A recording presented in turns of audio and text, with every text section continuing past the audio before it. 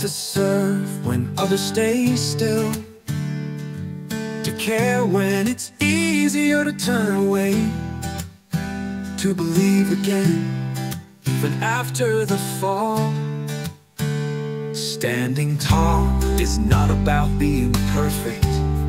It's about being planted in grace, in truth, in Christ. Your strength is not your own. It comes from the one who fights for you. The battle is not yours. It belongs to the Lord. You don't fight people. You fight lies, fear, shame, and doubt. And you don't fight alone.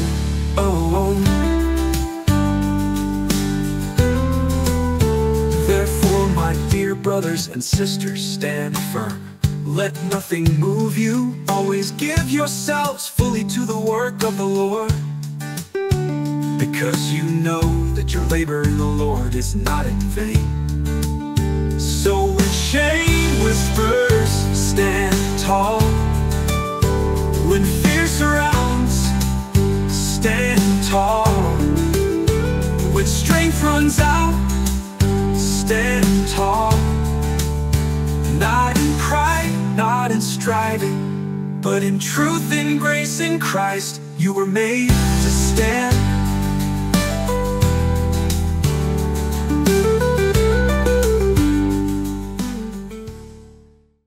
Tema kita bulan ini yaitu stand tall, ya, berdiri dengan tegak. Minggu lalu kita membahas mengenai the boundaries, ya, bahwa kita harus bisa berdiri tegak. Ya, boundary is freedom, karena bangsa Indonesia itu gak bisa merdeka kalau nggak ada batasan. Dan kita harus bisa berdiri menjaga apa yang kita lindungi. Ya, boundary itu berbicara mengenai perlindungan, melindungi apa yang harus kita lindungi. Dan kita banyak belajar minggu lalu. Ya, bisa bayangin kalau anak kita, ya, anak saya nih ada Justin gitu ya, udah mulai remaja, tapi belum saya ajarin tentang batasan dan tiba-tiba dia pergi pacaran. Saudara bisa tahu apa yang akan terjadi, karena memang belum mengenal yang namanya batasan. Oleh karena itu ada tanggung jawab sebagai orang tua, saya dan Fani istri saya, untuk bisa ngajarin dia tentang batasan. Ya, untuk saudara juga yang mau mengirim anak-anak saudara ke luar negeri, make sure mereka tuh tahu apa yang namanya batasan, apa yang namanya harus dilindungi. Ya, karena apa yang kita anggap penting, value yang kita lindungi, itu akan di-challenge dari atas, bawah, kanan, kiri, akan di-challenge. Ya, sama seperti Hawa juga di-challenge sama iblis. Bukankah makanan pohon ini bisa kamu makan semuanya, atau tidak bisa kamu makan semuanya? Oh, cuma satu yang nggak boleh. Di-challenge, dan kemudian apa yang terjadi? Pressure, lure, atau apapun itu bisa membuat kita lari dari batasan. Itulah akibatnya Hawa melanggar batas. Ya. Dan kali ini saya akan melanjutkan suatu masalah yang menurut saya terjadi semenjak di Taman Eden itu sampai hari ini. Ya, kenapa orang bisa keluar dari batas, violate the boundaries, ya, memegang nilai yang tadinya harus dipegang tapi dilanggar. Masalahnya satu, ya, dan itu berlaku dari zamannya Adam sampai sekarang. Nah, kita akan belajar dan berusaha bagaimana kita bisa melakukannya sehingga kita bisa terhindar dari kejatuhan. Ya, firman Tuhan saya akan ambil dari Matius 7. Ini firman Tuhan yang cukup terkenal, ya, kita sudah sering mendengarnya. Dan saya akan bacakan buat saudara. Setiap orang yang mendengar perkataanku ini dan melakukannya, ada kata mendengar dan juga melakukan, ia sama dengan orang bijaksana yang mendirikan rumahnya di atas batu. Dan bahasa Indonesia, bahasa Inggris, kita memiliki dua kata yang berbeda untuk kata mendengar dan melakukan. Ya, bahasa Indonesia mendengar, melakukan, bahasa Inggris itu ada hear dan juga obey atau do. Tapi di dalam bahasa Ibrani cuma ada satu kata mendengar dan melakukan, itu adalah shema, mendengar. Katanya kalau orang yang shema, ya, ia sama dengan orang yang bijaksana yang mendirikan rumahnya di atas batu. kemudian turunlah hujan, dan datanglah banjir, lalu angin melanda rumah itu, tetapi rumah itu tidak rubuh sebab didirikan di atas batu. Tidak bergerak, nggak ada shifting di sana. Ya, tidak ada shifting di sana. Tetapi setiap orang yang mendengar perkataanku ini dan tidak melakukannya, ia sama dengan orang yang bodoh yang mendirikan rumahnya di atas pasir. Nah, kita tahu pasir itu bergerak, shifting. Karena ada air, karena ada angin, maka dia bergerak. Dan apapun yang didirikan sesuatu yang bergerak, itu akan pasti melanggar, bergerak melanggar batas. Ya, kemudian turunlah hujan dan datanglah banjir, lalu angin melanda rumah itu sehingga rubuhlah rumah itu dan hebatlah kerusakannya. Jadi kalau kita mau berbicara mengenai standing tall, berdiri dengan tegak, kita harus kembali ke firman ini. Kalau kita mau berdiri dengan tegak, Tuhan Yesus ngajarin, you have to deal with this problem, mendengar dan melakukannya. Dan judul firman Tuhan hari ini saya beri judul adalah Shema. Katakan sama-sama. Shema. Shema itu artinya adalah mendengar, ya, atau juga to hear, to obey. To hear, to obey. Dan saudara, kalau saudara baca dalam kitab Perjanjian Lama, ya, kalau saudara mendengar kata hear, obey, salah satunya di Genesis 26 verse 5, because Abraham obey my voice. Nah, itu kata obey di situ adalah Shema. Mendengar dan melakukan. Ya. Jadi untuk orang Yahudi, ya, kata Shema itu seperti satu koin, ada dua sisi. Mendengar itu artinya melakukan, ya. Jadi dengan kata lain, if you are not obeying, you are not listening. Kalau kamu nggak melakukan, berarti kamu nggak mendengar. Kita yang punya anak tahu persis, ya. Disuruh sikat gigi, ya, Justin kamar mandi, wah, dia ngetes bapak mamanya. Dia lihat masih main gitu kan, masih main dan sebagainya. Kita panggil lagi, ayo, nggak juga. Menurut saudara, mereka mendengar.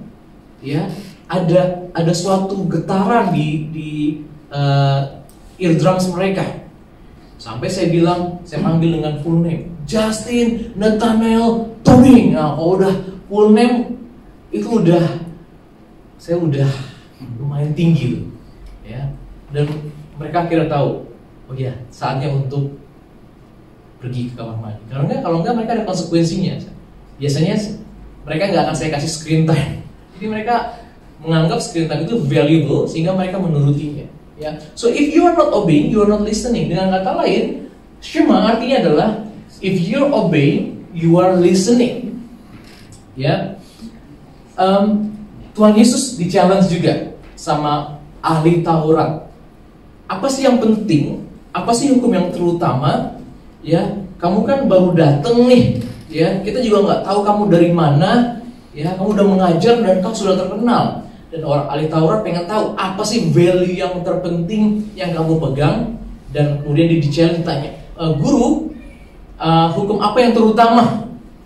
Ya, di dalam kitab Taurat. Dan Tuhan Yesus meng-quote, ya, Shema itu sebenarnya doa, ya. Saudara tahu ya, Shema itu adalah doa.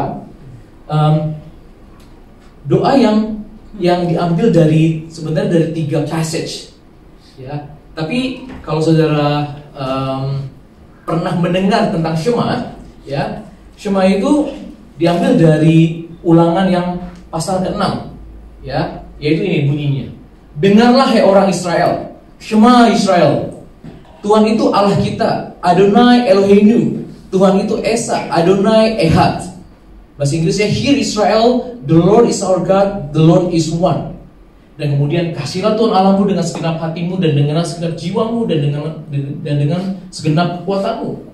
Apa yang kuperintahkan kepadamu pada hari ini haruslah engkau perhatikan. Shema, haruslah engkau mengajarkannya berulang-ulang kepada anak-anakmu dan membicarakannya apabila engkau duduk di rumahmu, apabila engkau sedang dalam perjalanan, apabila engkau berbaring, dan apabila engkau bangun.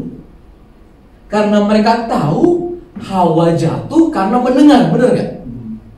Mendengar siapa Hawa? Mendengar si ular, bukan mendengar Tuhan lagi. Jadi problemnya adalah di Shema. Haruslah juga engkau mengikatkannya sebagai tanda pada tanganmu, dan haruslah itu menjadi lambang di dahimu. Dan haruslah engkau menuliskannya pada tiang pintu rumahmu dan pada pintu gerbangmu. Kata tangan di sini dan kata dahi di sini sebenarnya adalah before you do something, the hand, sebelum kamu melakukan sesuatu atau sebelum kamu melihat sesuatu, ya, di dahi itu melambangkan apa yang kau lihat. Shema, harus dengar dulu. Ya, sebelum kita melakukan apapun, kita harus mendengar. Makanya ditaruh di mana? Di rumah, depan rumah pintu. Supaya kamu tahu saat kamu keluar ada batasan, dengar Shema. Ya. Di orang Yahudi sampai hari ini kalau saudara ke rumahnya, itu ada namanya mezuzah. Pernah lihat nggak? Nggak pernah? Pernah ya? Dia ditaruh di sebelah kanan. Ini yang tadi diinstruksikan di kitab Ulangan tadi.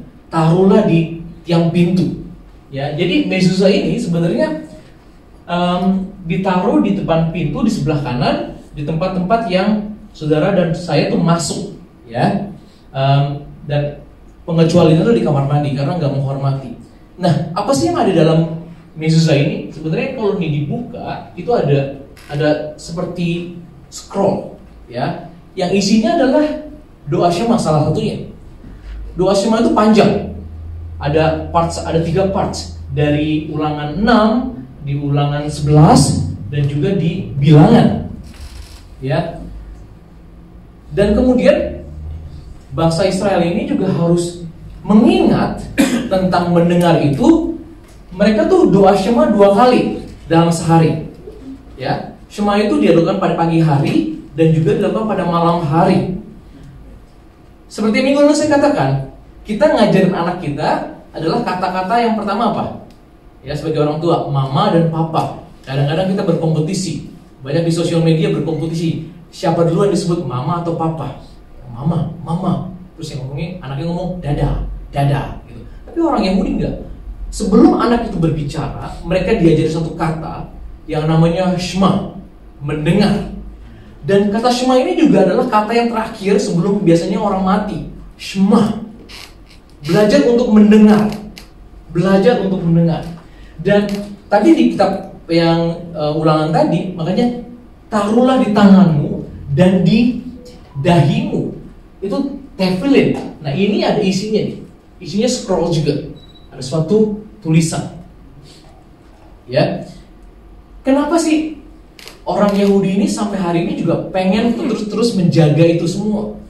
Karena mereka menyadari kita itu jatuh, kita ambruk, kita berdiri tegak. Seperti yang Tuhan Yesus ajarkan tadi, 2 dasar adalah di mana masalahnya? Shema, mendengar.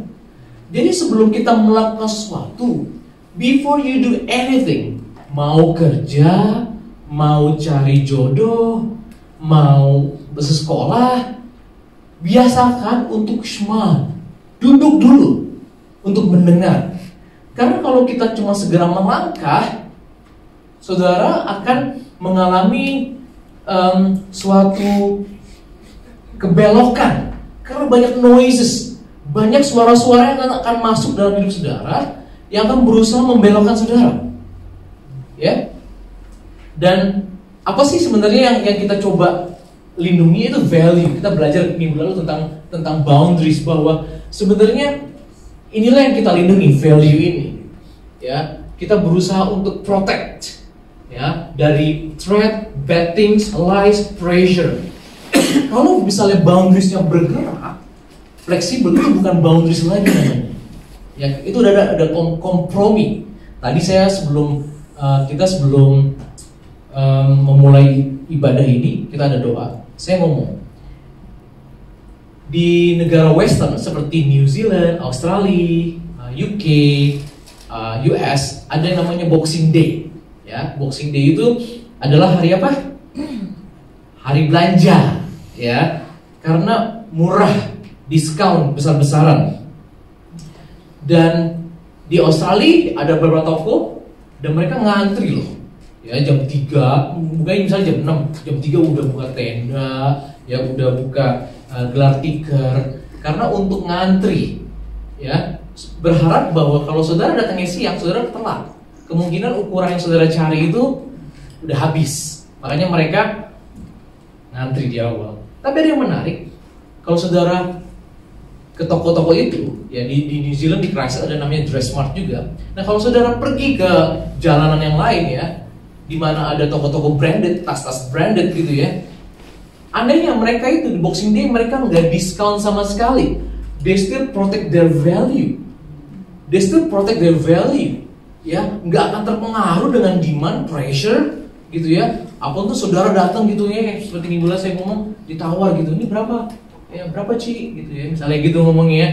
Dibilang ini harganya $3.000, boleh nggak $1.000 gitu. Terus kita pura-pura pergi gitu, supaya dipanggil. Ya, kita nggak dipanggil, karena mereka protect the value, nggak bergeser. Ya, dan Tuhan Yesus juga di-challenge, apa yang paling penting? Dan Tuhan Yesus ngomong gini, jawab Yesus. Nah saya bersyukur Tuhan Yesus itu nggak menghilangkan kata dengarlah, dia nggak langsung ngomong kasihlah Tuhan Allahmu, tapi dia orang Yahudi, mereka tahu bahwa ada doa Shema yang didoakan tiap hari 2 kali sehari. Dikatakan jawab Yesus, hukum yang terutama ialah Shema, dengarlah hai orang Israel, Tuhan Allah kita, Shema Israel, Adonai Eloheinu, Adonai Ehad. Kasihlah Tuhan Allahmu dengan segenap hatimu, dan dengan segenap jiwamu, dan dengan segenap akal budimu, dan dengan segenap kekuatanmu. Dan hukum yang kedua ialah kasihlah sesamamu manusia seperti dirimu sendiri. Tidak ada hukum lain yang lebih utama daripada kedua hukum ini. Tuhan Yesus juga melindungi, ya, karena dia sendiri yang mengusulkan hukum itu di Ulangan 6. Sampai sini saudara mengerti ya? Saya mau membawa saudara untuk mengerti kata Shema dan betapa pentingnya ini yang harus kita bawa pulang. Lawan kata Shema adalah rebellion dan arrogance, ya, pemberontakan. Itulah yang terjadi saat Hawa akhirnya mendengarkan suara ular itu. Dengan kata lain dia ngomong gini, ya beda tipis sih. Dia berusaha ngomong, aku akan bantu Tuhan. We don't need God to tell us what is right and is wrong. Kita nggak butuh Tuhan untuk mengetahui apa yang baik dan yang jahat. Kita mau bantu Tuhan, udah Tuhan nggak usah ikut campur deh, biar kita yang tahu. Makanya dimakan buah itu. Ya, dengan kata lain, mereka menolak Tuhan. Bukan, menurut saya memang rebel dan arrogance itu kata yang kuat ya, strong words. Tapi bukankah itu yang tertulis? Karena pemberontakan kita lah, karena rebellion kita lah, dia mati di atas kayu salib. Karena pemberontakan kita. Dan untuk menjelaskan kata ini, rebellion dan arrogance, saya akan membawa saudara ke peristiwa cerita Saul. Tahu Saul ya? Saul adalah raja pertama bangsa Israel. Saul itu diperintahkan oleh Tuhan untuk melawan Agag, Raja Agag, ya. Dan dikatakan tumpaslah semuanya, termasuk binatangnya juga. Ya, itu perintahnya. Mari kita lihat apakah Saul Shema atau tidak. Perintahnya apa? Untuk memusnahkan seluruhnya, termasuk anak bayi yang menyusui, ternaknya, juga rajanya semua. Dan kita baca di sini ayat 13. Ternyata Saul ini tidak membunuh Raja Agag, dan apa yang dia lakukan? Ternak yang sehat, ternak yang bagus dijaga, dibawa pulang. Alasannya apa? Katanya untuk korban buat Tuhan. Katanya buat Tuhan. Nah, kita baca ya 13. Ketika Samuel, ya Nabi Samuel yang mengurapi Saul. Samuel adalah nabi menjadi perwakilan Tuhan. Dan berkatalah Saul padanya, Saul ngomong sama Samuel begini. Diberkatilah kiranya engkau oleh Tuhan, Samuel. Aku telah melaksanakan firman Tuhan. Aku udah melakukan firman Tuhan loh. Aku udah Shema loh katanya. Tetapi kata Samuel, Tuhan gak ngomong gitu. Kalau begitu, apakah bunyi kambing domba yang sampai ke telingaku ini dan bunyi lembu-lembu yang kudengar itu? Jawab Saul, semuanya itu dibawa daripada orang Amalek. Sebab rakyat menyelamatkan kambing domba dan lembu-lembu yang terbaik. Dengan maksud apa? Untuk mempersembahkan korban kepada Tuhan. Tetapi instruksinya nggak begitu. Harus dibunuh, dimusnahin semua. Tetapi selebihnya kami telah kami tumpas. Sesudah itu berkatalah Samuel, bukankah engkau, Saul, walaupun engkau kecil, kau memandang dirimu tuh kecil banget, inferior pada pandanganmu sendiri, lihat telah menjadi kepala atas suku-suku Israel, dan bukankah Tuhan telah mengurapi engkau menjadi raja atas Israel? You are the leader. I give command to you. Kamu yang nge-lead mereka. Kamu yang raja. You are the boss, not them. Dan kamu punya bos Tuhan. Tuhan telah menyuruh engkau pergi dengan pesan apa? Ini instruksinya. Pergilah, tumpaslah orang-orang berdosa itu, yakni orang Amalek, berperanglah melawan mereka sampai engkau membinasakan mereka. Mengapa kamu gak Shema? Mengapa kamu gak mendengarkan suara Tuhan? Mengapa engkau mengambil jarahan dan melakukan apa yang jahat di mata Tuhan? Gak mendengar itu equal dengan jahat. Lalu kata Saul kepada Samuel lagi, ini benar-benar ignorance menurut saya. Untuk kedua kali dia ngomong, aku memang Shema, katanya. Aku memang mendengarkan suara Tuhan dan mengikuti jalan yang telah disuruh Tuhan kepadaku. Dan aku membawa Agag raja orang Amalek, tetapi orang Amalek itu sendiri telah kutumpas. Tetapi rakyat, people, mengambil dari jalan itu kambing domba dan lembu-lembu yang terbaik dari yang dikhususkan untuk ditumpas itu. Instruksinya dia udah ngerti, ditumpas tapi dijaga untuk mempersembahkan korban kepada Tuhan Allahmu di Gilgal. Nah, ini tuh dua kali ketipu. Bukankah Hawa juga demikian? Kadang-kadang kita tuh gak sadar, karena kita pikir bahwa we are helping God, ya, kita jadi berlaku sendiri gitu. Kita gak mendengar suara Tuhan, karena kita lebih action dulu daripada Shema. Kemudian kita baca ayat berikutnya. Tetapi jawab Samuel, apakah Tuhan itu berkenan kepada korban bakaran dan korban sembelihan sama seperti kepada mendengarkan suara Tuhan? Sesungguhnya Shema mendengarkan lebih baik daripada korban sembelihan, memperhatikan lebih baik daripada lemak domba-domba jantan. Nah ini lawan dari Shema ini. Sebab pendurhakaan itu bahasa Indonesianya sulit dimengerti, tapi bahasa Inggrisnya adalah arrogance, ya, rebel dan arrogance. Pendurhakaan adalah sama seperti dosa bertenung, rebel, dan kedegilan arrogance adalah merasa kamu benar dan merasa kamu tuh tahu dan kamu sudah melakukannya. Adalah sama seperti menyembah berhala dan terafim. Karena engkau telah menolak firman Tuhan, maka ia telah menolak engkau sebagai raja. Nah, baru dia ngomong apa? Berkatalah Saul kepada Samuel, aku telah berdosa, sebab telah kulanggar titah Tuhan dan perkataanmu. Tetapi aku takut kepada rakyat, karena itu aku mengabulkan permintaan mereka. Nah, lihat patternnya, polanya. Saudara mendengarkan, melindungi boundaries, tapi biasanya di challenge dari atas, bawah, kanan, kiri, terutama dari pressure. Aku takut. Karena takut, ada banyak yang bisa menggoda saudara. Panggilan-panggilan noises ini hati-hati. Kalau saudara dan saya tuh nggak sadar, maka kita akan terbawa, dan masalahnya terbawanya nggak sadar lagi. Ini Saul 2 kali. Aku udah melakukan firman Tuhan. Dan Saul ini melangkahi, bergeser, violates the boundary yang sudah Tuhan buat. Violated. Ya. Sampai sini saudara mengerti ya? Ya, saya berusaha untuk bangun framework ini. Tahu saudara, ini apa? Baby ya. Sebenarnya ada pola yang harus kita pelajari dalam hidup ini. Ada pola. Waktu bayi lahir, bayi itu bisa apa? Pertama kali, cuman ngapain? Tidur ya. Dan kemudian dia belajar apa habis itu?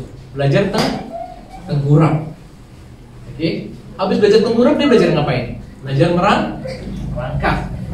Habis belajar merangkak, belajar duduk, ya.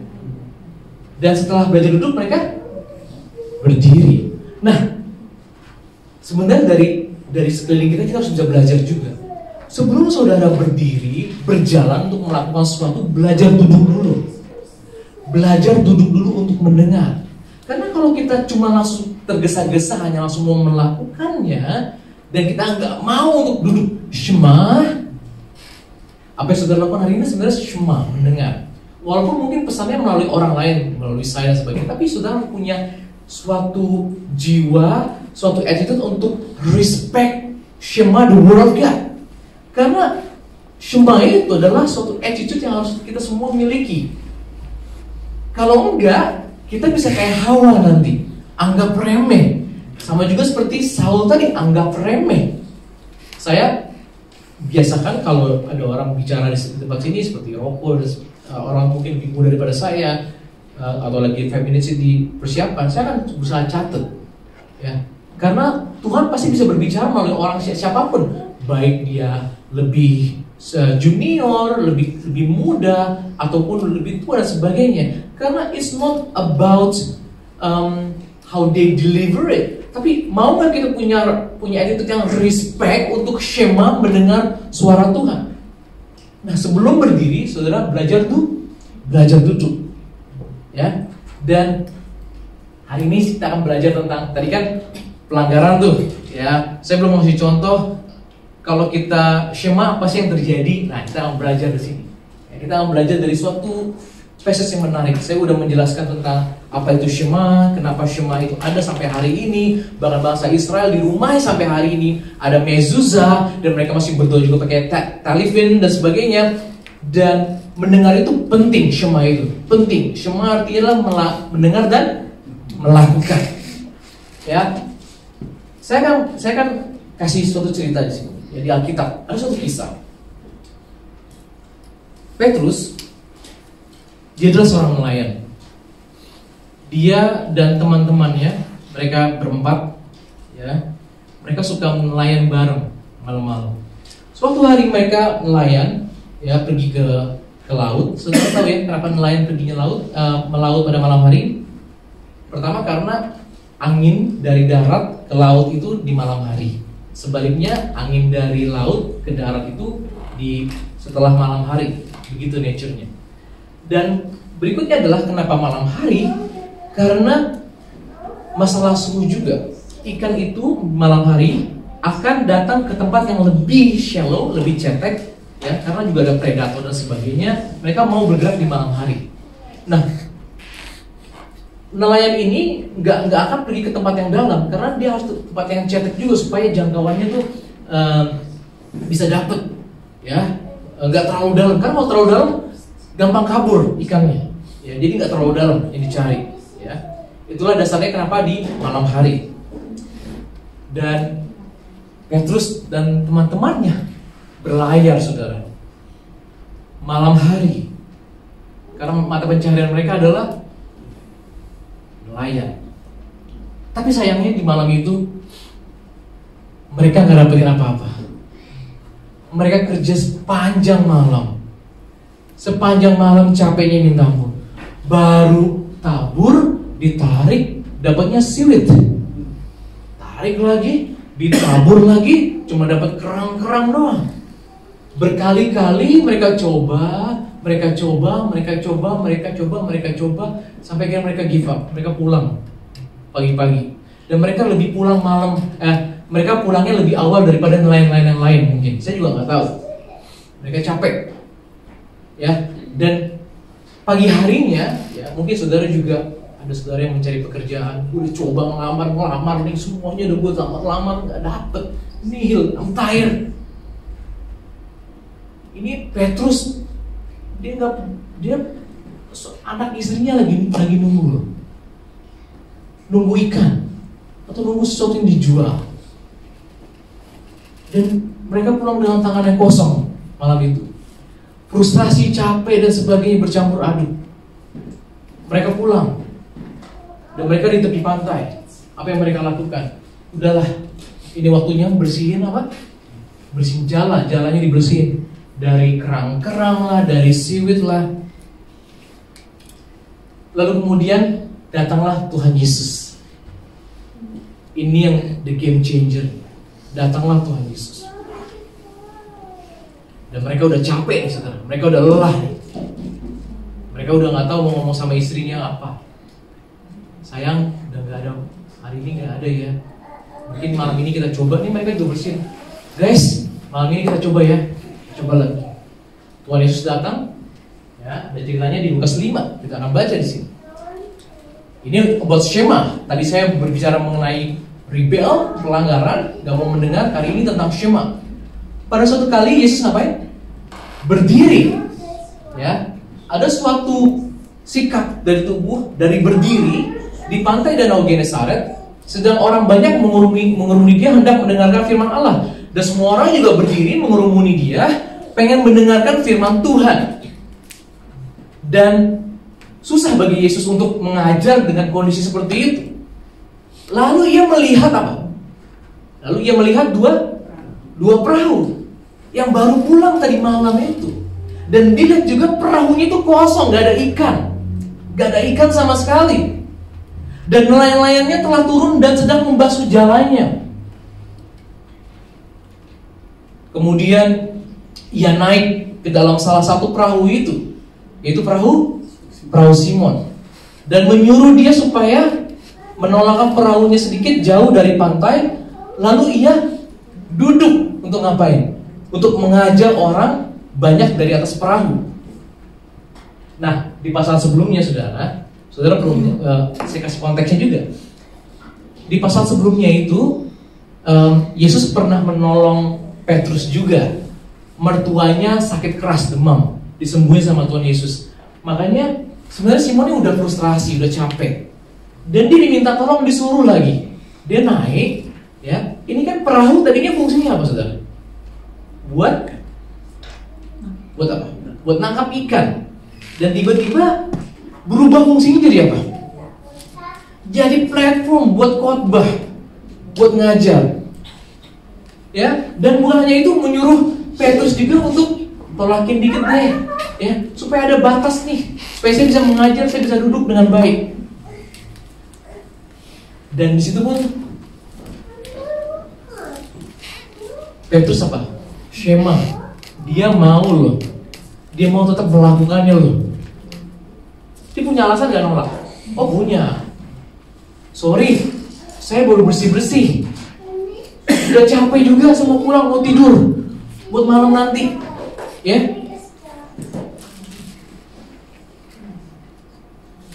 Setelah selesai berbicara, ia berkata pada Simon, bertolaklah ke tempat yang dalam dan tebarkanlah jalamu untuk menangkap ikan. Nah, saya nggak tahu saudara, Tuhan Yesus itu khotbah apa saya nggak tahu. Tapi kemungkinan besar khotbahnya itu adalah mungkin jangan kamu khawatir, sesuatu yang membuat Petrus itu, iya dia udah juga nothing tulus ya. Aduh gue gimana ya? Gue udah coba semua kerjaan, gue udah cobain kok. Semua referensi udah saya coba semuanya, bener-bener nihil, nol. Gak dapet panggilan sama sekali. Gak ada, udahlah. Ini pun juga gak punya penghasilan apapun. Gak ada ikan satupun yang dibawa. Tapi karena setelah Yesus berbicara, ya inilah Shema, setelah yang mendengar, dibilang bertolaklah ke tempat yang dalam dan tebarkanlah jalamu untuk menangkap ikan. Petrus bisa ngomong gimana? Guru, ya maaf ya, dengan bahasa halus lah. Maaf banget. Ini juga baru dibersihin nih, ya buat nanti malam.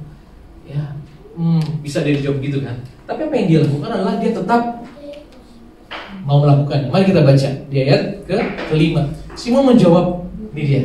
Guru, telah sepanjang malam nih kami udah kerja keras loh, udah capek loh, dan kami gak menangkap apa-apa. Nah, tetapi karena engkau menyuruhnya, aku akan menebarkan jala juga. Karena dia udah mendengar, ya ada iman yang timbul, dan kemudian udah deh.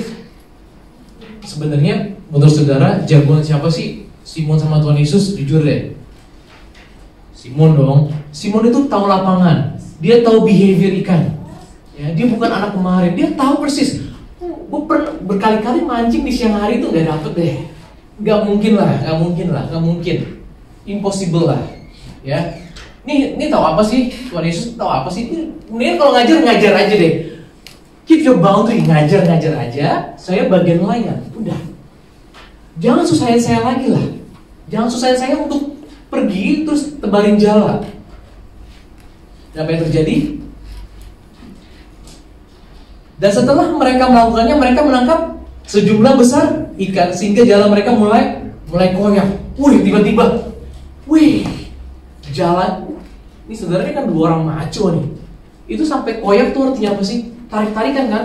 Ikannya gini, udah mulai gini, wah. Dan kemudian apa? Dia ngasih isyarat. Tadi ada berapa perahu? Ingat ada berapa perahu yang lagi bener? 2, 1 pergi, 1 masih di situ. Saya karena jauh kali ya, memberikan isyarat untuk datang. Dan mereka itu datang. 2 teman yang lain. Lalu mereka bersama-sama mengisi 2 perahu itu dengan ikan hingga hampir tenggelam. Wow, hampir tenggelam. Tahu saudara hampir tenggelam? Artinya ada berat. Ya, ini ilmu fisikal lah ya. Kalau fisikal kan, kalau misalnya satu density perahu tenggelam itu kalau bukan karena bocor berarti karena keberatan, benar nggak? Itu udah penuh banget sampai submerge gitu, ya, sampai submerge, ya, sampai udah mau. Nah, saya punya hitung-hitungannya nih. Ini ada di museum yang kalau saudara ke Israel di Galilea itu ada museum. Nah, ini diketemukan perahu yang diperkirakan perahu di zaman Tuhan Yesus, ya, punya orang Galilea. Dan ada ukurannya, panjangnya 8,3, lebarnya 2,3, dan tingginya 1,3. Oke, ini ada di museum namanya Yigal Allon. Dan kemarin saya ketemu sama Brian sama Roko saya lagi makan gitu. Saya berusaha ngitung-ngitung gimana. Saya tanya ikan berapa sih per kilo, bilang gitu. Saya tanya dia ikan di sini per kilo berapa sih? Ada yang bilang 20, 30, 40. Karena saya coba ngitung. Ini bisa dibuktikan saudara. Karena dengan volume kan, dengan volume itu kita bisa menghitung berapa jumlah ikan yang kira-kira kurang lebih ada di perahu itu. Nah, ini ada orang-orang di luar sana juga yang coba ngitungin, ya. Tapi karena saya, ya udahlah, akhirnya saya dikasih saran, mendingan pakai ChatGPT katanya untuk bantuin ngitung. Oh ya udah deh, akhirnya saya install ChatGPT. Untuk pertama kalinya saya install ChatGPT dan saya tanya ChatGPT. Saya tanya, pertanyaannya adalah di Lukas, saya nggak salah lagi, di Lukas pasal ini dan ayat segini, kira-kira berapa nilai ikan kalau di-compare hari ini? Saya bilang gitu. Udah jauh loh. Jawabannya menarik loh. Step 1, di estimate katanya. Based on scholar research, ya, 2 perahu kalau udah mau tenggelam katanya itu 62.000 pounds, yang kurang lebih dari 28.000 kilogram. Dan tergantung jenis ikannya, ya, ada yang whitebait, ada yang harganya yang murahan, mahalan dan sebagainya. Dan kurang lebih akhirnya dibuat diagram lah. Ini ChatGPT bener-bener same lah. Saya suka banget deh. Dan akhirnya saudara bisa dapatkan yang pesimistik ya. Pesimistik aja itu dia dapetin 700.000 loh. Kalau nilainya sekarang $700.000. Gimana Petrus nggak kaget-kaget makanya. Dan kalau tergantung ikannya yang premium bisa dapat millions. Tergantung saudara ngeliat perspektifnya yang mana. Cuma oke lah. Kita ambil yang ini deh, yang pesimistik aja deh. Yang paling rendah 700.000 dibagi 4 orang. Berapa kira-kira? 150.000 ada nggak? Ada. Gaji setahun lebih ya, minimum wage ya. Cuman nyewain perahu.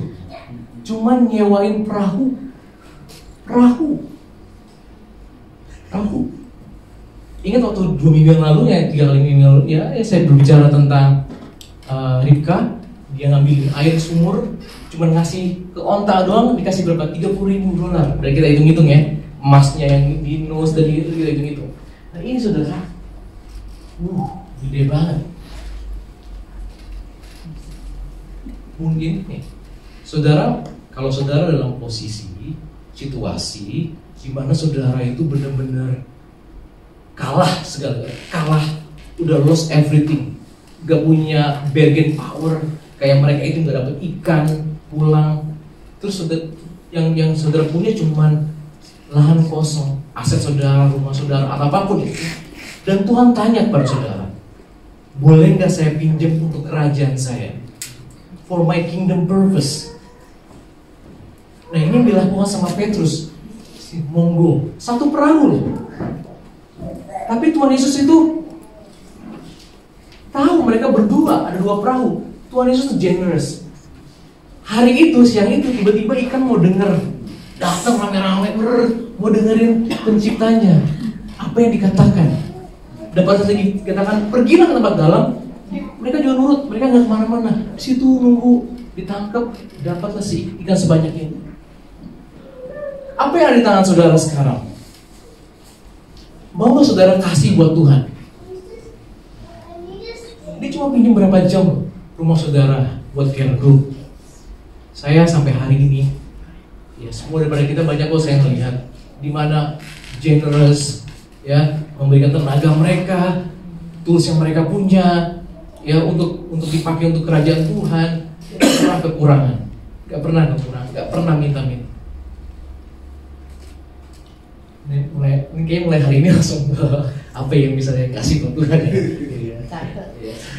Nah, itu sebabnya ketika Simon Petrus melihat hal itu, ini nggak pernah terjadi nih. Kira 700.000 loh. Ia pun tersungkur di depan Yesus dan berkata, Tuhan, pergilah daripadaku karena aku ini seorang berdosa. Menarik, kenapa dia nggak ngomong gini? Makasih Yesus. Kenapa dia nggak cuma ngomong terima kasih Yesus, tapi kenapa dia ngomongnya depart from me because I'm a sinful man. Karena kebaikan Tuhanlah yang membuat kita bertobat. Di Yakobus dikatakan the goodness of God lead us to repentance. Kebaikan Tuhanlah yang membuat kita itu, Tuhan, aku mau ikut Engkau. Dan ini semua karena apa dimulai dari Shema.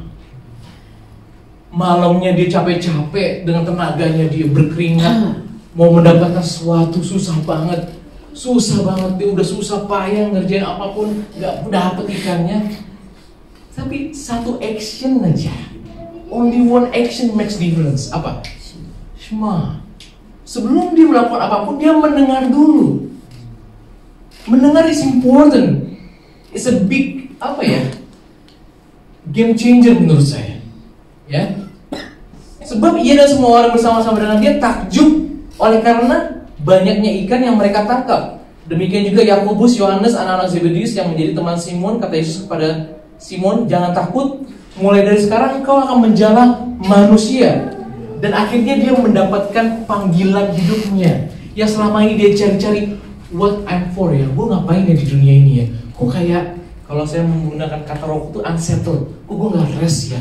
Kok kayak, aduh, gak kayak mau ngapain ya, kayak hidup ini kayak mau ngapain ya, kayak ada yang kosong, kayak ada berusaha untuk membuktikan, pembuktian dan lebih pembuktian. Tapi setelah udah mencapai itu, loh, kok masih ada yang kosong ya? Kok masih ada yang kosong ya? Nah, what you need to do, Shema. Karena tadi barangnya dia dipakai untuk menjala, tadinya bukan untuk ikan, tapi untuk memberitakan firman. Sekarang dirinya dirubah fungsinya, dibilang apa katanya? Mulai dari sekarang kau akan menjadi penjala manusia. There is a mission for you. Ada mission yang buat saudara saya. Dan mission ini biasanya berhubungan dengan passion, gak jauh-jauh dari passion saudara.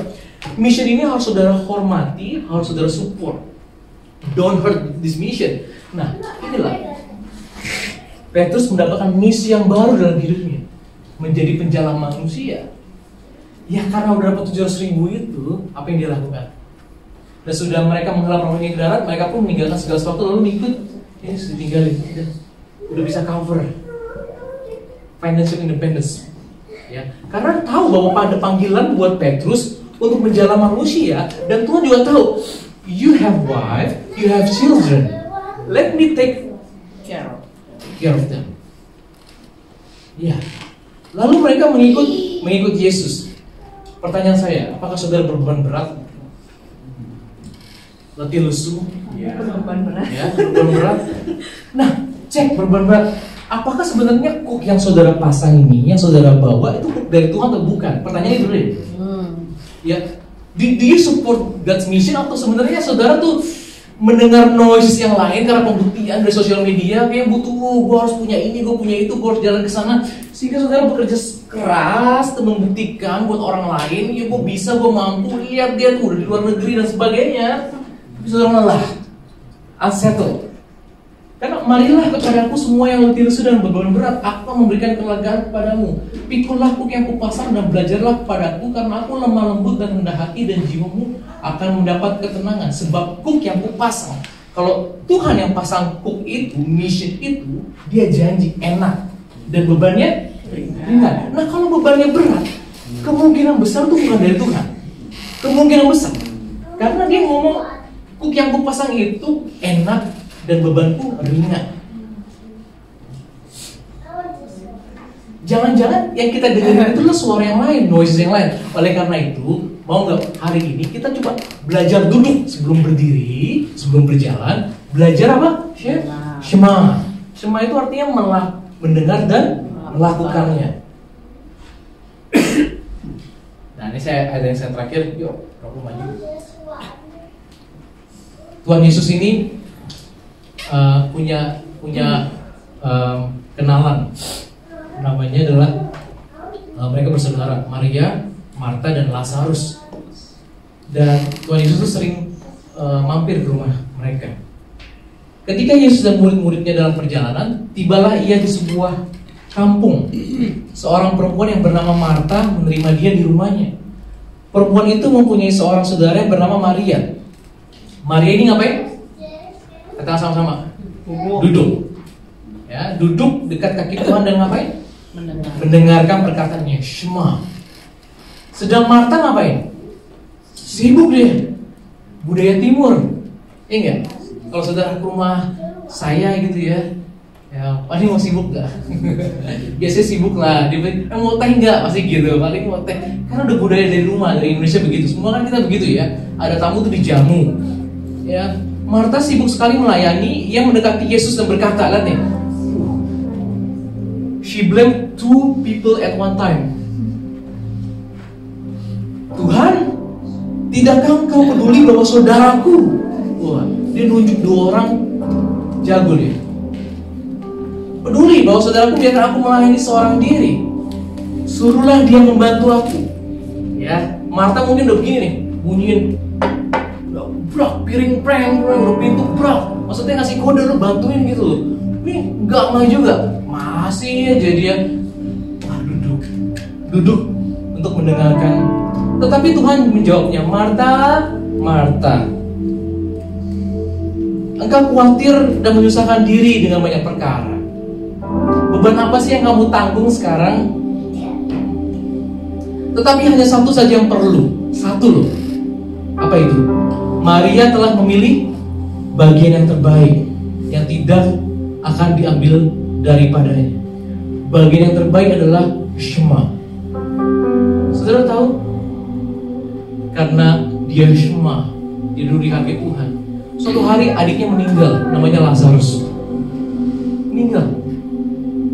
Dan Tuhan Yesus tuh pas lagi sakit dia nggak datang, sengaja diulur. Sehingga Lazarus itu udah dikubur dalam 3 hari. Istilahnya kalau udah nasi itu jadi bubur ya. Nasi sudah jadi bubur. Dan akhirnya Yesus datang.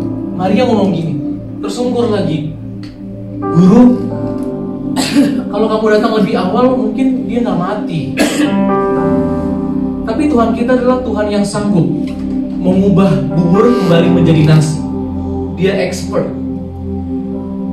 Tapi untuk Tuhan Yesus bisa mengingat Maria dan Marta, karena sebelumnya Maria itu Shema, duduk.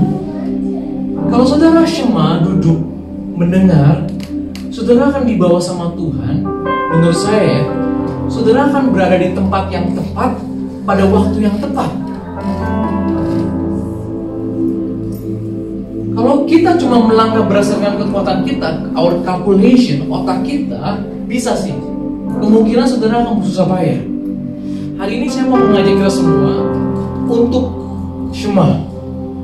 Duduk Sebelum saudara berdiri, sebelum kita berjalan, cari tahu apa yang mau Tuhan dan hidup kita. Oke, praktikalnya gimana? Pagi hari saya tanya, saya sering ngomong, pagi hari siapa yang saudara respect dulu, siapa yang saudara dengar dulu, apa yang saudara cari dulu. Handphone saudara. Setelah handphone apa? Sosial media atau harga stok yang saudara lihat? Wih, gila, udah naik 20% nih.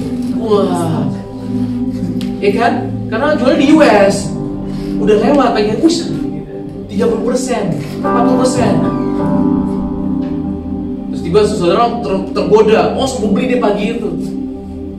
You don't see. Harusnya yang saudara cari adalah firman Tuhan. Apa yang Tuhan mau katakan hari ini? Belajar mendengar, Shema. Tuhan mau apa hari ini? Siapa yang mau aku SMS hari ini? Mau teks untuk tanya kabarnya? Ya. Jangan-jangan susah payah yang saudara alami sekarang itu karena kita nggak mendengarkan suara Tuhan, tapi kita mendengar many noises. Siapa yang hari ini ya, yang masih belum bisa tidur malam-malam karena pikiran melayang, nggak bisa berhenti? Saya punya rahasia buat sih, ya karena itu terjadi sama saya. Dan saya sekarang tidur langsung, saya nggak minum magnesium, langsung ya. Ada yang ngusulin minum magnesium, saya nggak. Karena begini, saudara set boundaries antara pikiran dan hati. Nah ini orang nggak banyak ahli dalam hal itu. Saat pikiran kita menuduh kita, si itu begini, dan sebagainya, ya. Dan kalau dia udah masuk menerobos ke hati, damai sejahtera saudara udah hilang. Saudara nggak bisa kontrol lagi dan udah cross boundary, udahlah rusak deh. Nah biasanya saya lakukan adalah gini. Kalau itu cuma pikiran, ya misalnya saya ngomong salah atau begini, saya akan ngomong gini. Oh, that's only my thoughts. Saya batasin dia. Dan kemudian saya cari firman Tuhan yang untuk bisa menggantikan itu. Saya perkatakan, sehingga itu yang masuk dalam hati saya. Itu doang rahasianya. Karena banyak orang gak sadar bahwa harus ada boundaries, ada batasan antara pikiran dengan hati saudara. Karena pikiran kita suka noise kan, banyak noises, ting tong, ada suara, ini, gimana nih kalau begini, gimana kalau begini, semuanya berbicara. Oleh karena itu kita butuh firman Tuhan, Shema, mendengar, dan saudara akan mendapatkan ketenangan, damai sejahtera. Saudara mau lakukan malam ini coba. Oleh karena itu, ayolah pagi-pagi baca firman Tuhan. Simple sih, tau gak simple things? Hanya mendengar, tapi hasilnya berbeda. Petrus coba kalau nggak mendengar, nggak mungkin dapat ikan itu semua.